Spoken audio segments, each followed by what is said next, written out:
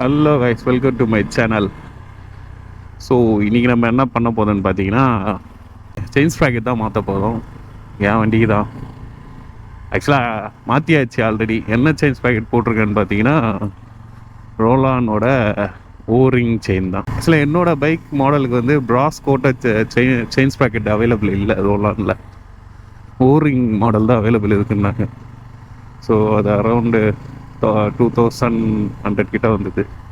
இங்கே நியர்பை ஷாப்பில் தான் வாங்கினேன், எங்கள் ஏரியா பக்கத்தில் கடையில் தான். ப்ளஸ் வந்து மோட்டோல் ஆயில், இன்ஜின் ஆயிலும் மாற்றிருக்கேன். அது எவ்வளோ வந்துடும் பார்த்தீங்கன்னா 1.25 லிட்டர், 1.25 லிட்டர்ஸ். அது வந்து 1100 வந்தது. அது இல்லாமல் என்னென்ன வாங்கினேன்னு பார்த்தீங்கன்னா, மோஸ்ட்டாக நிறைய பேர் தெரியுமான்னு தெரியல. ஆக்சுவலாக எனக்கு தெரியல, நான் இப்போ தான் கற்றுக்கிட்டேன். லைக் எனக்கு இப்போ தான் தெரியும் நான் மாற்றணுன்ட்டு. இப்போ நீங்கள் செயின் ஸ்ப்ராக்கெட் மாற்றுறீங்கன்னா அது கூட வந்து வீல் லப்பதுன்னுவாங்க உள்ளே வரும். அது ப்ளஸ் வந்து செயின் ஸ்ப்ராக்கெட் பேரிங், அப்புறம் வீல் பேரிங், இதெல்லாமே வந்து ரெடி பண்ணி வச்சிங்க. ஏன்னா இன்கேஸ் நீங்கள் செயின் ஸ்ப்ராக்கெட்டுன்றது வந்து எப்போனாவது ஒரு தான் மாற்றுவீங்க. 20,000 அது 25,000 மேலே தான் மாற்றுவாங்க.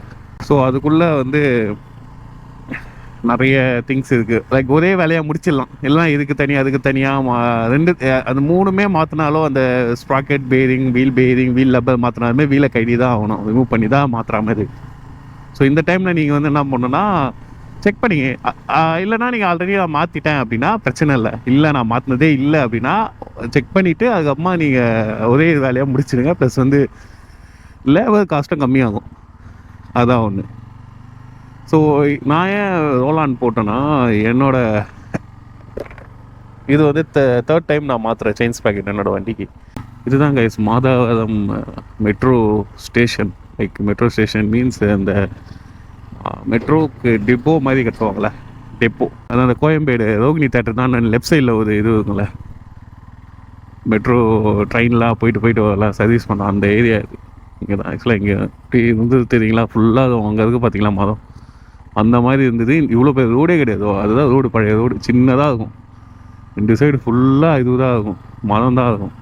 சாரி, ரைட் சைடு ஃபுல்லாக மரங்க தான் இருக்கும். இப்போ டோட்டலாக மாறிடுச்சு எல்லாமே. இங்கேருந்து 2 ரூட் போகுது. ஒன்று வந்து இந்த சைடு பெரம்பூர், மாதவரம் பால் பண்ணை, பெரம்பூர் அப்படி போயிட்டு பீச் வரைக்கும் போகுதுன்னு நினைக்கிறேன். இந்த சைடு வந்து அப்படியே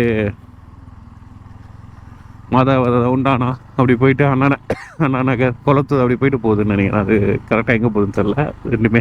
ஸோ அதுக்கப்புறமா பார்த்தீங்கன்னா, லைக் நீங்கள் மூணுமே மாற்றினால செயினை கைட்டு தான் ஆகணும். ஸோ அதனால் இந்த மாதிரி டைமில் என்ன பண்ணுங்கள், கைட்டு மெக்கானிக்கிட்ட கொடுத்து செக் பண்ண சொல்லுங்கள். எப்படி இருக்குது, நல்லா இல்லைன்னா மொத்தமாக விட்டு மாற்றிடுங்க. மாற்றுறது நல்லது.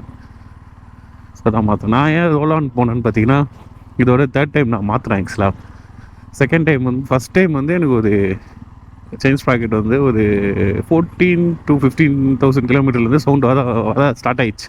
நல்லா தான் நானும் நல்லாவே மெயின்டைன் பண்ணுவேன். அப்படி இருந்தால் சவுண்டு வர ஆரம்பிச்சிது.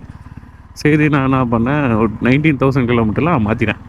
புதுசு ஓஜி ஸ்பேரு நான் மாற்றிட்டேன். அதுக்கப்புறம் என்ன ஆச்சு, ஒரு 15,000 கிலோமீட்டர் ஓடுறதுக்கப்புறம் மறுபடியும் சேம் அதே இஷ்யூ வர ஆரம்பிச்சிது. சவுண்டு வர ஆரம்பிச்சிது, ரொம்ப வர ஆரம்பிச்சிது. லாஸ்ட்டாக அந்த ஏலகிரி ட்ரிப் போனப்போ கூட பயங்கரமாக சவுண்டு கேட்டிருக்கும்.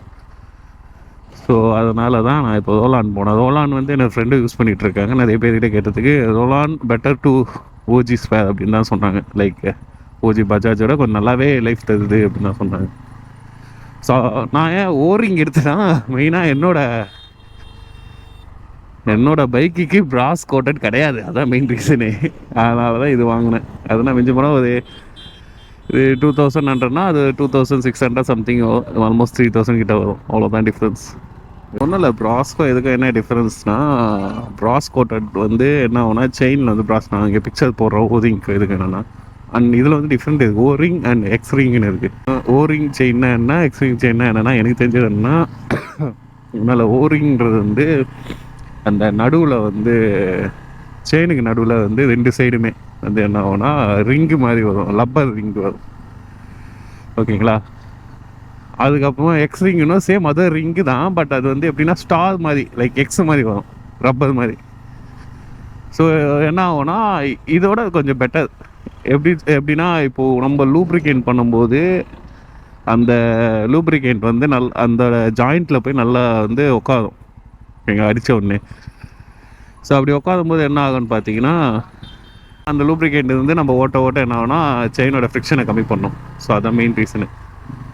ஸோ ஓரிங் வந்து என்ன பண்ணோன்னா அந்த ஃப்ரிக்ஷன் வந்து கம்மியாக கொஞ்ச நேரம் அந்த லூப்ரிகேண்ட்டு லைக் ஒரு ஒரு கொஞ்சம் கிலோமீட்டர்ஸுக்கு தான் அதால் வந்து அந்த லூப்ரிகேண்ட்டை பிடிச்சி வைக்க முடியும். ஓகேங்களா? பட் ஆனால் எக்ஸிங்கால் அதோட டபுள் மடங்காகவே பிடிச்சி வைக்க முடியும் அந்த லூப்ரிகேண்ட்டை. லூப்ரிகேண்ட்னா நம்ம அடிக்கிற செயின் லூப் அதை. ஸோ அதனால் என்ன ஆகும்னா கொஞ்சம் லைஃபும் அதிகமாக வரும். அந்த செயின் ஸ்ப்ராக்கெட்டோட லைஃபும் வரும், ப்ளஸ் உங்களுக்கு வந்து ஸ்மூத்தாகவும் இருக்கும். அந்த ஓரிங்கில் வந்து கொஞ்ச நாளுக்கு அப்புறம் சவுண்டு வர ஆரம்பிச்சிடும், கொஞ்சம் நல்லா மெயின்டைன் பண்ணாலுமே. ஆனால் அதில் வந்து அந்த சவுண்டே வராது மோஸ்ட்டாக. நல்லா அடி வாங்கினதுக்கு தான் சவுண்டு வர ஸ்டார்ட் ஆகும். இதான் டிஃப்ரென்ஸு. ஸோ ப்ராஸ் கோட்டட் ஏன்னா ப்ராஸ் எதுக்குன்னா உங்களுக்கு வந்து துரு பிடிக்காது செயினில். லைக் இதுதான் இந்த ஓரிங் எக்ஸிங்க்கு டிஃப்ரென்ஸு. எனக்கு தெரிஞ்சு நான் இப்போதைக்கு போட்டிருக்கேன். நான் வந்து ஃபுல்லாக ட்ரை பண்ணிவிட்டு லைக் ஒரு லாங் ஸ்ட்ரெச் ஒன்று அடிச்சுட்டு நான் சொல்கிறேன் எப்படி இருக்குது. பட் மாற்றத்துலேருந்தே கொஞ்சம் கூலிங் பவர் டிஃப்ரெண்ட் தெரியுது அதுக்கு இதுக்கும். ஸோ அதுவும் இல்லாமல் மோட்டோர் ஆயில் போட்டிருக்கேன் ஃபஸ்ட் டைம் வண்டிக்கு. ஸோ அதுவும் கொஞ்சம் நல்லா பர்ஃபார்ம் பண்ணுது. இன்னத்துக்கு ஹீட் அடிக்கும், பட் இப்போ கொஞ்சம் ஹீட் அடிக்கலை உள்ள சிட்டியில் ஓட்ட. இதோட இந்த வீடியோ வந்து முடிச்சுக்கிறேன். இதோட நெக்ஸ்ட் வீடியோவில் சந்திப்போம். டாட்டா, பை பை, see you.